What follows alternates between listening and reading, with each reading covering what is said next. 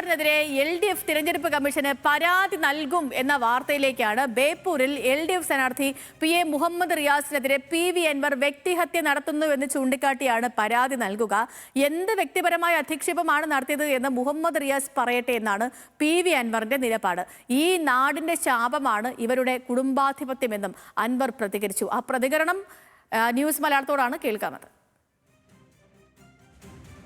ബാക്കി പത്രമാണ് ഈ പറയുന്ന മരുമോനിസം. അദ്ദേഹം മുഖ്യമന്ത്രിയുടെ മരുമകനായതുകൊണ്ട് മാത്രമാണ് നടക്കുന്നത്. അല്ലെങ്കിൽ ഫൈനാൻസ് ക്ലിയറൻസ് ഒന്നും കിട്ടില്ല.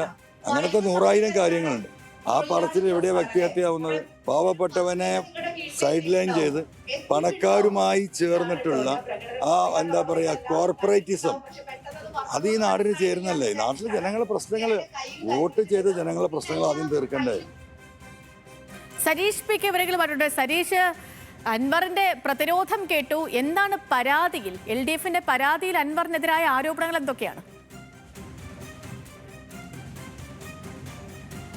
നിലവിൽ ഇന്ന് മാത്രമാണ് ഈ പരാതി നൽകുക. പക്ഷേ കഴിഞ്ഞ കുറേ നാളുകളായി ഈ വ്യക്തിഹത്യയുമായി ബന്ധപ്പെട്ട ആരോപണങ്ങൾ, പ്രത്യാരോപണങ്ങളൊക്കെ ബേപ്പൂരുമായി ബന്ധപ്പെട്ട് നിലനിൽക്കുകയും ചെയ്യുന്നുണ്ട്. അതിൽ പ്രധാനമായുള്ളത് അൻവർ സ്വമേധയാ സ്ഥാനാർത്ഥി പ്രഖ്യാപനം നടത്തിയ അന്ന് മുതൽ പ്രധാനമായും മുന്നോട്ട് വയ്ക്കുന്നത് മരുമകൻ രാഷ്ട്രീയം എന്നുള്ളതായിരുന്നു. അമ്മായി അപ്പനും മരുമകനും കൂടി കേരളം കട്ടുമുടിക്കുന്നു, അതിൻ്റെ ഏറ്റവും തുടർച്ചയാണ് ബേപ്പൂരിലേത് എന്നുള്ളതായിരുന്നു ആദ്യത്തെ തന്നെ അൻവറിൻ്റെ പ്രസ്താവന. തുടർന്ന് വീണ്ടും വീണ്ടും സമാനമായ പ്രസ്താവനകൾ, സമാനമായ പരാമർശങ്ങളായിരുന്നു അൻവറിൻ്റെ ഭാഗത്തു നിന്നും ഉണ്ടായിരുന്നത്. അതിൻ്റെ തുടർച്ച എന്ന രീതിയിലാണ് ഇന്നലെ വാർത്താ സമ്മേളനം പോലും വിളിക്കാൻ മുഹമ്മദ് റിയാസ് തയ്യാറായത്. കൃത്യമായി അദ്ദേഹം പറയുന്നത്, ഒരു തരത്തിലും മറ്റൊരാളെ വ്യക്തിഹത്യ ചെയ്യണം എന്ന് കരുതുന്ന ഒരാളല്ല ഞാൻ, പക്ഷേ തന്നെ വിമർശനം എന്ന രീതിയിൽ വ്യക്തിഹത്യയാണ് ഈ അൻവർ നടത്തിക്കൊണ്ടിരിക്കുന്നത് എന്ന് തുടർച്ചയായി കാര്യങ്ങൾ വിശദീകരിച്ചുകൊണ്ട് അദ്ദേഹം പറയുന്നു.